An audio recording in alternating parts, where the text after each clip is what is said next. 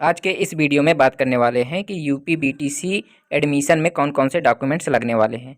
तो आपको हम दो प्रकार के डॉक्यूमेंट्स बताएंगे, जो एक रहेगा आपका फॉर्म भरते समय और एक होगा आपका एडमिशन के समय। तो आइए चलते हैं। फॉर्म भरते समय डॉक्यूमेंट्स क्या क्या लगेंगे, तो इसके बारे में हम बात कर लेते हैं।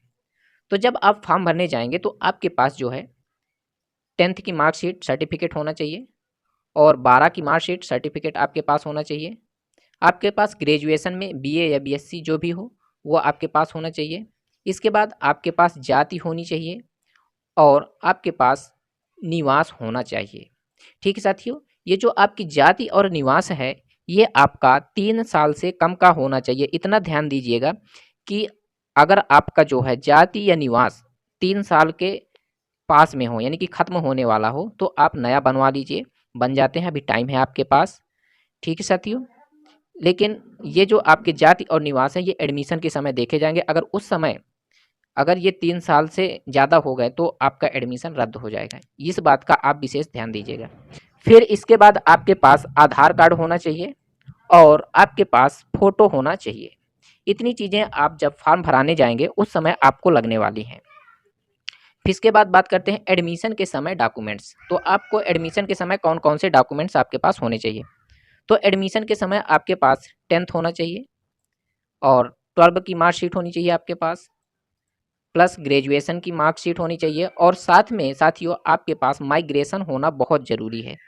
माइग्रेशन में आप कई साथी जैसे कि अभी बीएससी कंप्लीट ही किए होंगे तो उनके पास ओरिजिनल माइग्रेशन नहीं आया होगा, तो वे क्या करेंगे, अपने कॉलेज में जाएंगे और वहाँ से वो अपना प्रोविजनल माइग्रेशन बनवा लेंगे।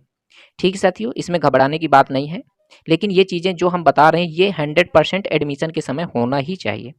फिर इसके बाद जाति आपके पास होनी चाहिए, फिर निवास आपके पास होना चाहिए।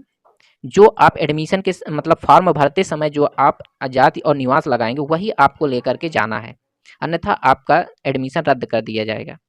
और इसके बाद आपके पास आधार कार्ड होना चाहिए और 5 फोटो आपके पास होनी चाहिए। फिर इसके बाद आपके पास एक चरित्र प्रमाण पत्र आपको बनवाना पड़ेगा, जो कि किसी भी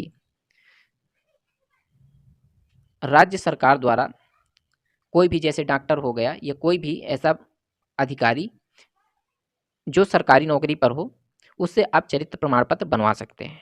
ठीक है साथियों, ये रहे कुछ इंपॉर्टेंट डॉक्यूमेंट्स। और इसके बाद आपको साथियों एक हलफनामा भी बनवाना है, एक हलफनामा भी लगेगा। साथियों आपको एक हलफनामा बनवाना पड़ेगा, ये आपका कचहरी से बनेगा। अगर इनमें से कोई भी डॉक्यूमेंट्स में आपको डाउट हो कि ये कैसे बनेगा, कैसे नहीं बनेगा, कैसे होते हैं, ये अगर आपको पूछना है तो आप हमें कमेंट में करिए कमेंट, और हम आपको उसको आपको बताएंगे कि आप यहाँ पर आके हमसे मिलिए, हम आपको पूरी मदद करेंगे। आपको फॉर्म भरने में कोई दिक्कत हो रही है तो भी हम आपको पूरी मदद करेंगे। अगर आप फॉर्म नहीं भर पा रहे हैं, ऐसी जगह पर हैं जहाँ से आप फॉर्म भरवाने में दिक्कत हो रही है, तो आप हमें सेंड करिए, हम आपका फॉर्म भर के आपको दे देंगे। ठीक साथियों, इतनी मदद हम आपको कर सकते हैं।